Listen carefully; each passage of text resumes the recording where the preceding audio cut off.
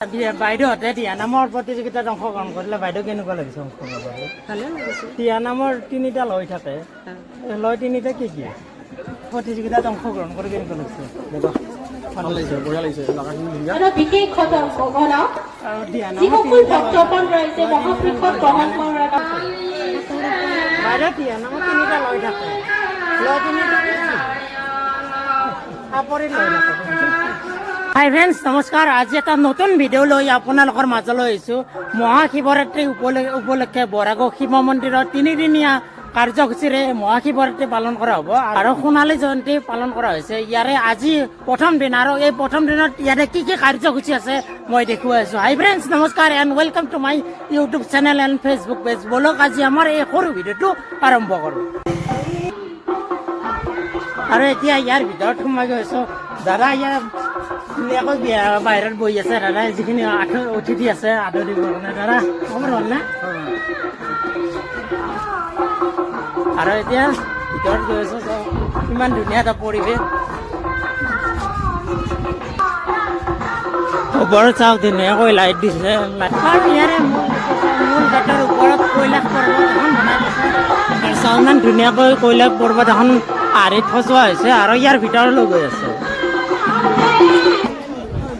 আৰু ইয়াতে মহাশিৱৰাত্ৰি উপলক্ষে সাংস্কৃতিক মঞ্চত দিহানাম প্ৰতিযোগিতা চলি আছে।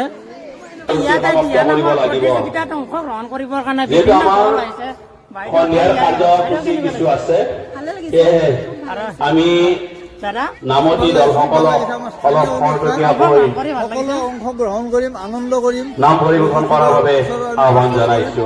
ৰাইজৰ সকলো কুশল মংগল হয়, কল্যাণ হয়। আৰু এইফালে আছে বাইদেউহঁত। যিসকল সদস্যই ভক্তসকলে মহাপ্ৰসাদ গ্ৰহণ কৰিবলৈ আমি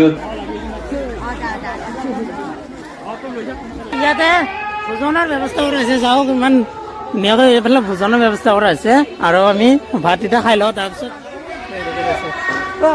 খালি কেনেকুৱা লাগিছে?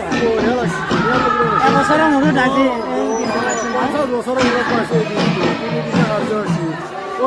বহুত ধুনীয়া লাগিছে আৰু ইয়াতে অহাকালি যিখিনি কাৰ্যসূচী হ'ব আৰু অহাকালিখিনি মই অহাকালি আপোনালোকক দেখুৱাম।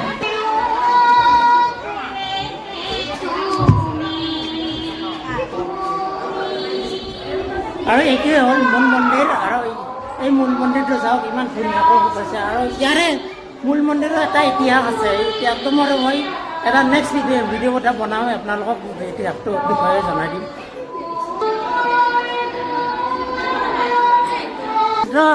বাইদেউহঁতে দিহানামৰ প্ৰতিযোগিতাত অংশগ্ৰহণ কৰিলে বাইদেউ কেনেকুৱা লাগিছে অংশগ্ৰহণ কৰি? ভালে লাগিছে। ক'ৰ পৰা আহিছে আপুনি? দিহানামৰ তিনিটা লয় থাকে, লয় তিনিটা কি কি? চাপৰি লৈ থাকে, তিনিটা লৈ থাকে।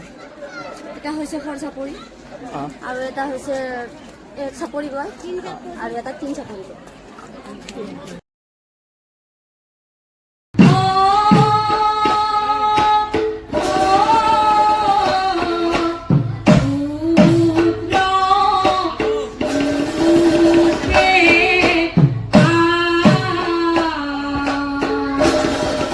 প্ৰতিযোগিতাত অংশগ্ৰহণ কৰি কেনেকুৱা লাগিছে?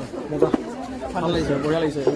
এটা বিশেষ ঘটনা আৰু দিহানামৰ যিসকল ভক্তগণ ৰয়েছে মহাপৃথক গ্ৰহণ কৰাৰ তেওঁলোকে যে মহাপ্ৰসাদ গ্ৰহণ কৰে। ঠিকে আছে। কেনেকুৱা লাগিছে ভাই? বহুত ভাল লাগিছে না? তেওঁলোকে দিহানামত অংশগ্ৰহণ কৰিব আহিছে। ক'ৰ পৰা আহিছে? আমাৰ দলটোৰ নাম আছে বাইদেউ। দিহানামত তিনিটা লয় থাকে, লয় তিনিটা কি কি? চাপৰি লৈ থাকে, জানেনে? তিনি চাপৰি আৰু এটা আছে নেকি? দুটা ক'লে তিনিটা ক'লে। 2 নম্বৰ তিনি চাপৰি আৰু খৰ চাপৰি। বাইদেউহঁতৰ লগত কথা পাতি ভাল লাগিল। কৰিলে নে? কৰিব। ঠিক আছে বাইদেউ। মোৰ লগত এতিয়া আছে বৰাগৰ শিৱ মন্দিৰ পৰিচালনা, এই পূজাখন পৰিচালনা সমিতিৰ দায়িত্বত থকা দাদাকেইজন। আৰু দাদাকেইজনৰ লগত কথা পাতি জানিব বিচাৰিম যে এই পূজাখন কেনেকৈ পালন কৰা হৈছে বা এই পূজাখনৰ এই প্ৰস্তুতি কেনেকুৱা। এই পূজাখন কেনেকৈ পালন কৰা হৈছে বা ইয়াৰে যিহেতু বিশালভাৱে আয়োজন কৰিছে এই আয়োজনৰ বিষয়ে অলপ কৈ আমি আজি প্ৰায় 6 মাহ আগৰ পৰাই সোণালী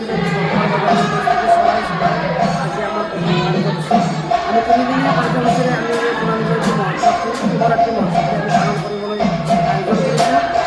আজি প্ৰথম কাৰ্যসূচীত